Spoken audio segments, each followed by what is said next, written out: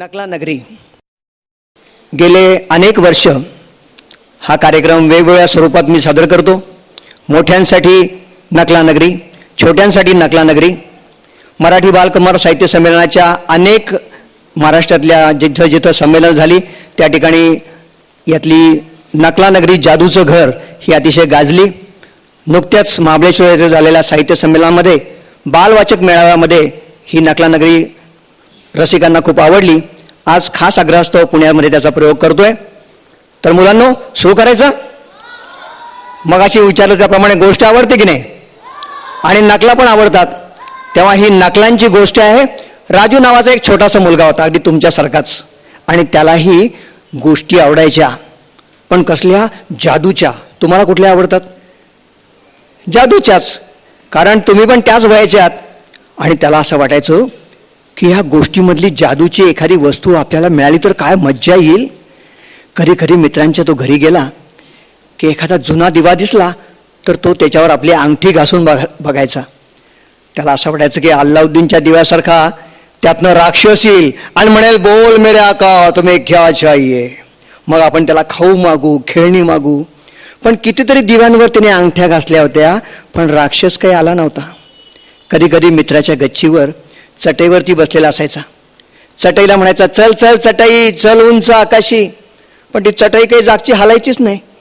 त्याला असं वाटायची जादूची चटईसारखी जादूची चटई आपल्याला मिळाली तर काय मज्जा येईल. आपण त्या चटईवरती बसून छानपैकी आकाशामध्ये सफर करूया. शाळेला जायचं असेल तर घराच्या गच्चीवरनं निघायचं चटईवरून आणि एकदम शाळेच्या गच्चीवर. ह्या पुण्यातले खड्ड्यातले रस्ते नको, प्रदूषण नको, उशीर व्हायला नको शाळेला, एकदम आकाशातनं शाळेच्या गच्चीवर. पण अशी चटई त्याला कधीच मिळाली नाही. पण एकदा मात्र गंमत झाली.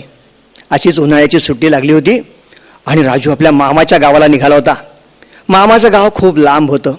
आता ही खूप जुनी गोष्ट आहे बरं का, त्यामुळे त्या काळात जायचं तर रेल्वेने जावं लागायचं.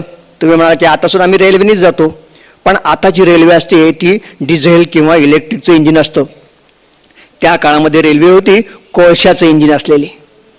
राजू आणि राजूचे आई बाबा पुणे स्टेशनवरती गेले. स्टीम इंजिन कोळशाचं आवाज करत उभं होतं. राजूच्या बाबांनी तिकीट काढलं आणि ते प्लॅटफॉर्मवरनं चटकन डाब्यामध्ये गेले. राजूने पळत पळत खिडकीपाशी जागा पकडली. तुम्ही कुठं बसता? तुमच्यासारखाच, कारण खिडकीतनं बाहेर गंमत जम्मत दिसत असते. तसा राजूने खिडकीपाशी जागा पकडली. अनाउन्समेंट झाली, गुना से नागपुर जाने वाली रेलगाड़ी प्लेटफॉर्म क्रमांक 3 से थोड़ी देर में छूटेगी. पुण्याहून नागपूरला जाणारी रेल्वेगाडी प्लॅटफॉर्म क्रमांक 3 वरून थोड्याच वेळात सुटेल, उतारून बसून घ्यावं. गार्डनी हिरवा झेंडा दाखवला, शिट्टी वाजवली आणि रेल्वे निघाली.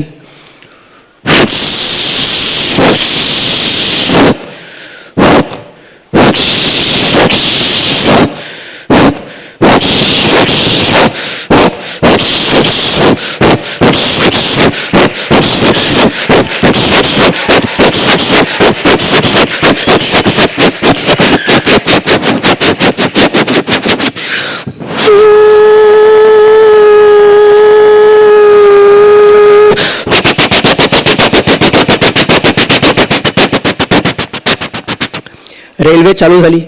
खिडकीतनं स्टेशन मागे गेलं. मोठी मोठी पुण्यातली घरं मागे गेली. रेल्वे पुढं चालली होती आणि पुणे शहर मागं पडत होतं. खिडकीतनं राजू सगळी गंमत बघत होता. मधनं छोटी छोटी स्टेशनं यायची. आणखी नाही काय आवाज यायचे. ते आवाज आता सुद्धा येतात बघा, तुमच्या परिचयाचे आहेत, तुम्हाला नक्कीच आठवण येईल.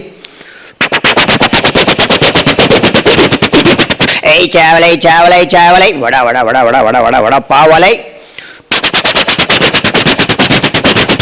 ए चिकेवाले चिकेवाले, लोणावळा चिकेवाले, छगनलाल चिकेवाले.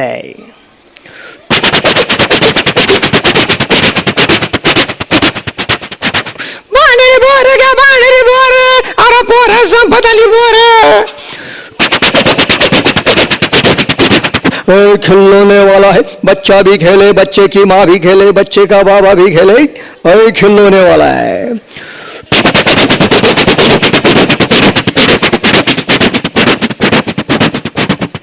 डगमग डोलन माझे पाण्यावरी नाव रे, पंढरीच्या पांडुरंगा बेगे बेगे धाव रे. बाबा पांदळ्याला धर्म करा हो, काय 5 रुपये 10 रुपये टाका.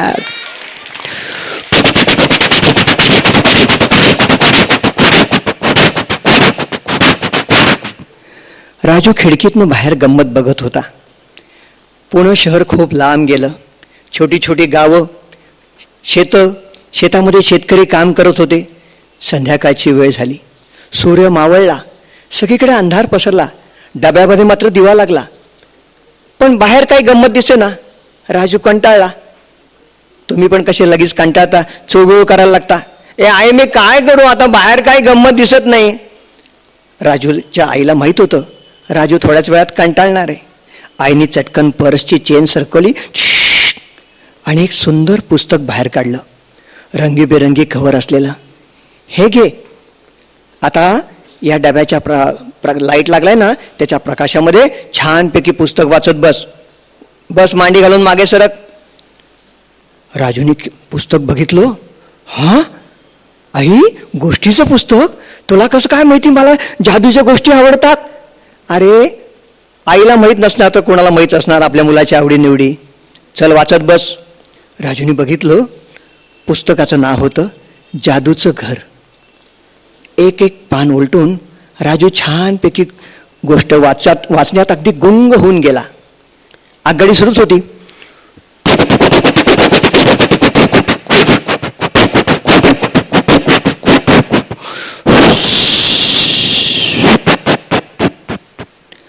आगगाडी मध्येच थांबली.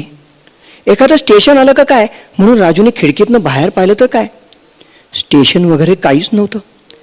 चंद्राच्या चांदण्यामध्ये गाडी मध्येच घाटामध्ये थांबली होती. चंद्राच्या चांदण्यात छानपैकी डोंगराची शिखरं दिसत होती.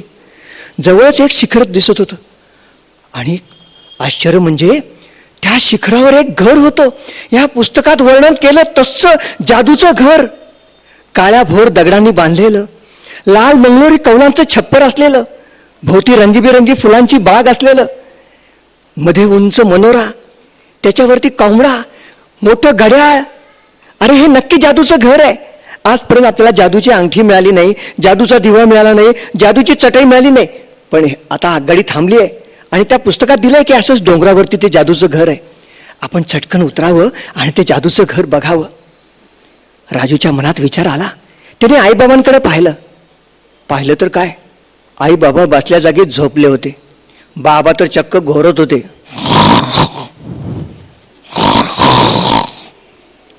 आईला उठवावं आणि विचारावं असं त्याच्या मनात आलं. फक्त मनात आलं. दुसऱ्या क्षणी त्याने तो विचार झटकून टाकला. कारण मगाशी मागच्या एका स्टेशनवर नळाचं कोंडाळं जवळ आलं होतं. राजूने आईला विचारलं, आई मला तहान लागली, खाली जाऊन पाणी पिऊन येऊ का? तर आई काय म्हणली, नको नको नको नको, गाडी सुटेल गाडी सुटेल. या आईला ना माझी फार काळजी वाटते. बाबा कसं प्रत्येक स्टेशनला खाली उतरायचे आणि गाडी सुरू झाली की पळत पळत पळत गाडी पकडायची. मला खरं तसं करायचं होतं. बसून बसून कंटाळा आला होता.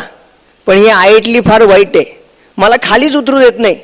बाबांना सांगितलं खाली जाऊन त्या बाटलीमध्ये पाणी घेऊन आले. मला खरं तहान लागलीच नव्हती, मला खाली उतरायचं होतं.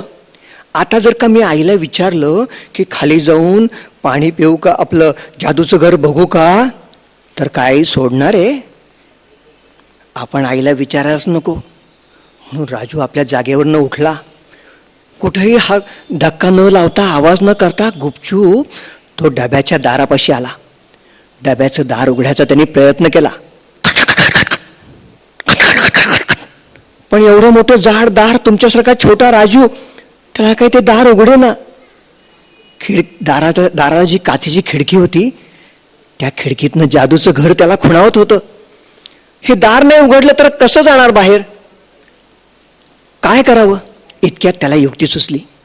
त्या दाराला जी काचेची खिडकी होती ती कशी उघडायचं शटर ते त्याला बाबांकडनं शिकला होता. तो म्हणला त्या शटरमधनं आपल्याला सहज बाहेर जाता येईल.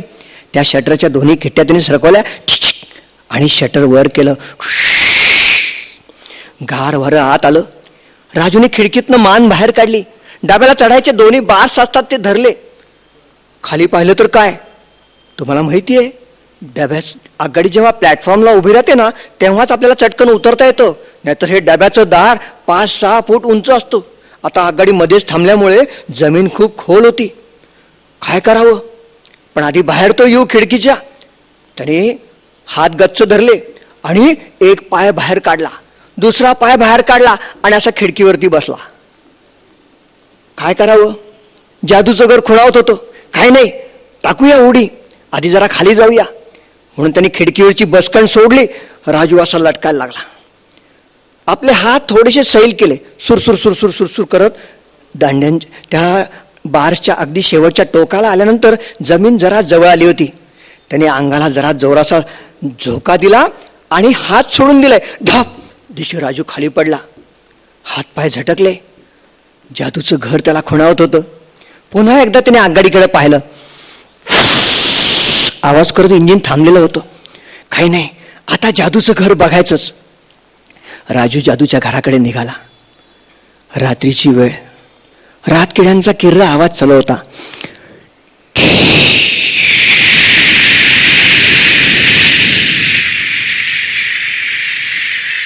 मधनच एखादा पक्षी डोक्यावरनं ओरडत जायचा.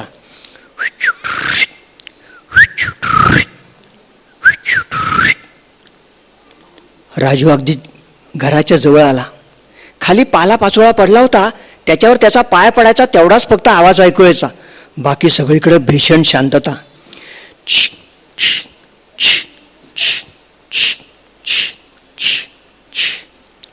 एक वळणदार वाट त्या बागेमधनं जादूच्या घराच्या दारापर्यंत गेली होती. त्या वाटेनं राजू अगदी घराच्या दारापाशी पोचला. पुस्तकात वर्णन केलेलं तसंच ते चंदनाच्या लाकडाचं दार, कोरीव काम केलेलं, वेलबुट्ट्या फुलांनी सजवलेलं. या दाराला कुठं काही कडी, डोअरबेल काही आहे का त्यांनी पाहिलं, पण काहीच नाही. कडी नाही, बेल नाही. राजू 1-2 पावलं मागे सरकला आणि मोठ्यांदा ओरडला, खुल जा सिमसिम, खुल जा सिमसिम. कोणत्या गोष्टीमध्ये रे हे? अलीबाबा 40 चोर. त्यांनी ती गोष्ट वाचली होती. त्याला वाटलं ती गुहा जशी उघडते तसं हे दार आपोआप उघडेल. पण छे, ते दार ढिम्म हल्लं नाही. वरती कौलापाशी एक छोटंसं पक्ष्याचं घरटं होतं. त्यातलं पक्षी मात्र जागा झाला आणि उडत उडत त्याच्या डोक्यापाशी घेऊन परत जागेवर जाऊन बसला. आता हे दार उघडलं नाही तर जादूच्या घरातल्या गमती जमती कशा बघायला मिळणार? काही नाही, आपण जोराने दाराला धक्का देऊया.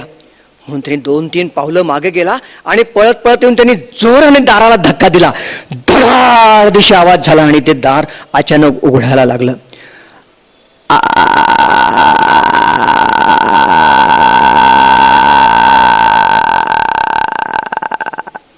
अरे, आत खरंच जादूचं घर होतं. मऊ मऊ गालीच्या, वर रंगीबेरंगी दिवे, हांडे झुंबर छताला टांगलेली. एका बाजूला 3 दालनं, त्याला रेशमी पडदे, त्या पडद्यांना खाली घुंगरं लावलेली. राजू पहिल्या दालनापाशी गेला. त्या गालीच्यावरनं पाय देत त्याचा गुडघ्या एवढा पाय आत जायचा, एवढा मऊ मऊ गालीच्या. त्या पहिल्या दालनापाशी गेला, तिथला पडदा सरकवला. त्या दालनात होती सगळी वाद्य, सगळी जादूची वाद्य.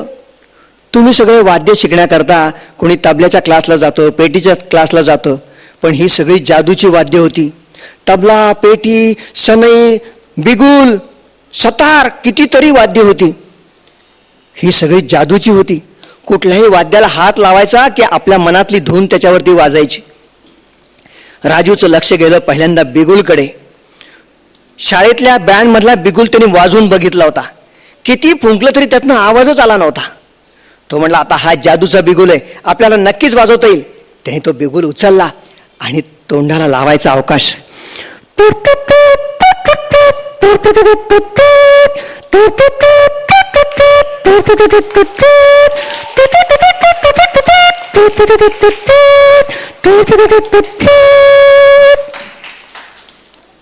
शहनाई होती, सनई. ते म्हणले, आता बिस्मिल्ला खान गेले, आता आपण त्यांची जागा चालूया. त्यांनी सनई घेतली आणि तोंडात नुसती लावायचा अवकाश.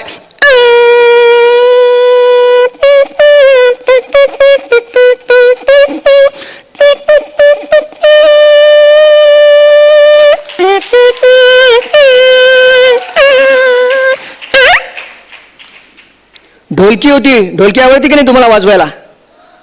राजूने ती ढोलकी उचलली, त्याची दोरी नुसती गळ्यात घातली आणि नुसता त्या ढोलकीच्या पानापर्यंत त्याचा हात जायचा अवकाश.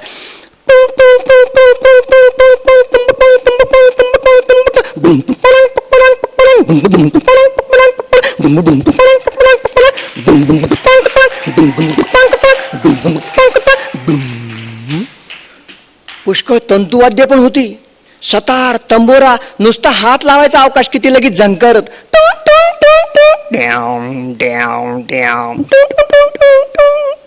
तो म्हणला वाद्य काय वाजवत बसलोय आपण, बाकीचं जादूचं घर पाहायचं राहील ना.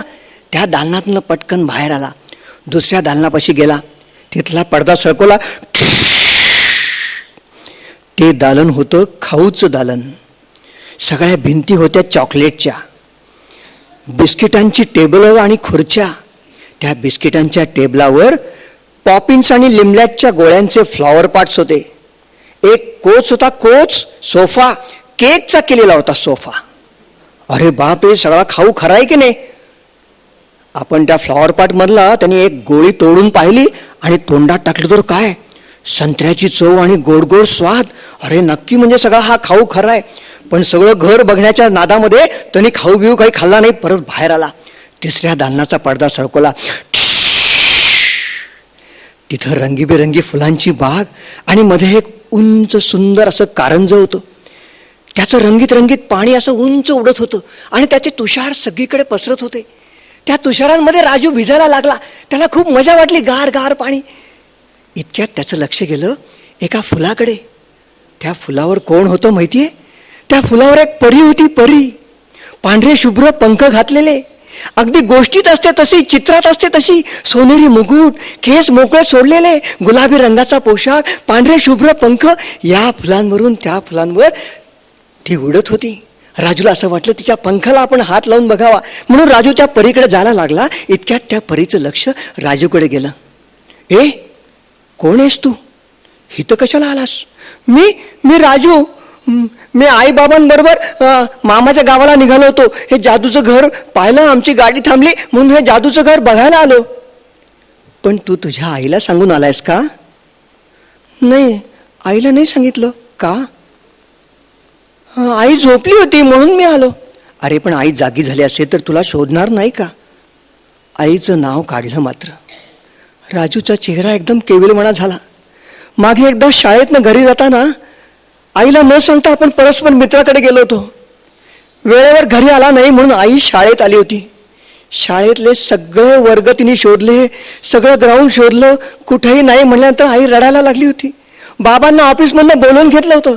बाबा तर पोलीस कंप्लेंट करायला निघाले होते राजू हरवला म्हणून. आपण तेवढ्यात आलो म्हणून बरं झालं. तेव्हा आई किती रडत होती. आपल्याला पाहिल्यानंतर आईने एकदम आपल्याला मिठी मारली. कुठे गेला होताच रे सोन्या असं म्हणाली.